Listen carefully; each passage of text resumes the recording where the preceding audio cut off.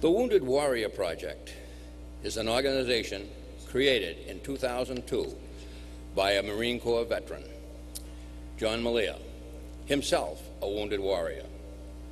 Wounded when the Marine Corps helicopter he was riding in exploded and crashed into the seas off Somalia in 1992. John Malia suffered burns and other injuries, which resulted in his medical retirement from active duty in 1995. The goal of the project is to provide assistance to those veterans who were wounded, both physically and psychologically, in the conflicts in Iraq and Afghanistan. The Wounded Warrior Project provides unique and direct programs and services to meet their needs. Under the leadership of past state president Jan Junker, the state of Alaska began what became an extremely successful partnership with this organization called the Alaska Wounded Veterans Project. With the support of the state, the Elks lodges in Alaska host outdoor events such as hunting, fishing, and snowmobiling for the wounded veterans. Due to the success of Alaska's Wounded Veterans Project, last July, the Elks National Veteran Service Commission Chair, Roger True, proposed their model be taken to the national level. Through a generous, one-time grant by the Elks National Foundation, we have the means to begin this program with a check for $50,000.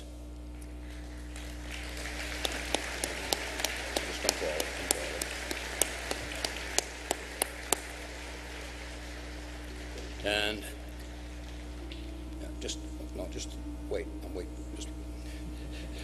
these funds will be used for transportation and other costs with events hosted by the lodges across the United States. With that said, I'd like to introduce Neil Duncan, who will be accepting the grant on behalf of the Wounded Warrior Project. Neil was deployed in Afghanistan on his second tour in 2005, where a short 10 months later, his vehicle was hit by an improvised explosive device, better known as the IED, shattering his legs, arm, and jaw. Today, as a bilateral amputee, Neil says he is well adjusted and enjoying life. He is currently working part-time for the Wounded Warrior Project alumni and internship programs while continuing his education. Please help me welcome Neil Duncan.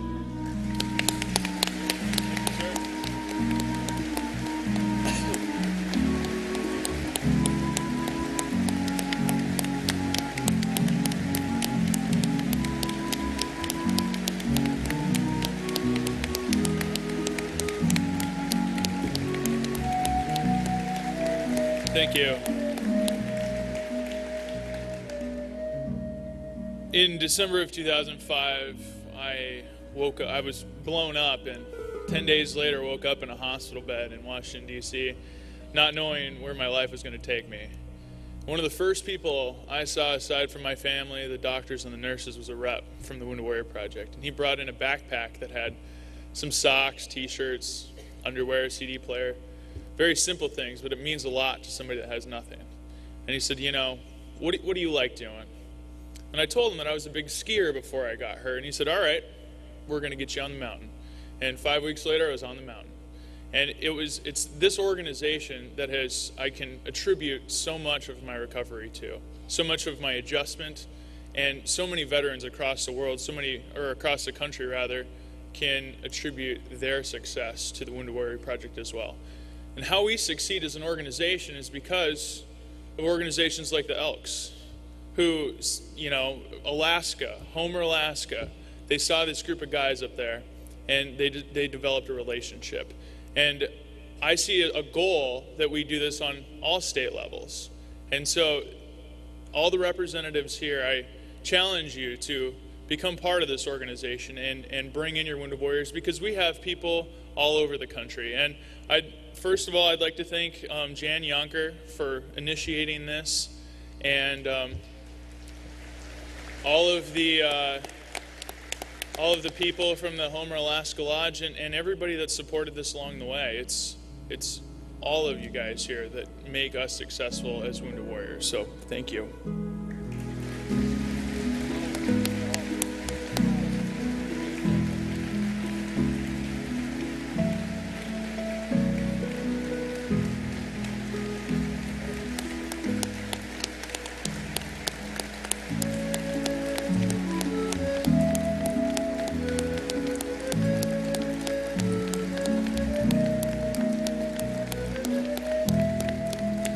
Thank you. I will now ask past Grand Exalted Ruler Frank Garland, Chairman of the Elks National Foundation Trustees, Robert Hennings, Director of the Elks National Service Commission, and GER Helzel to join us for a very special presentation.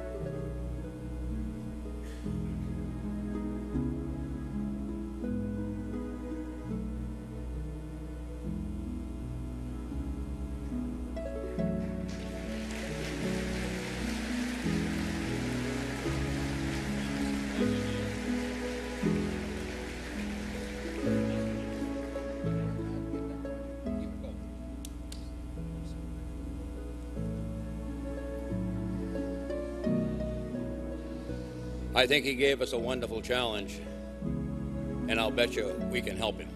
What do you think?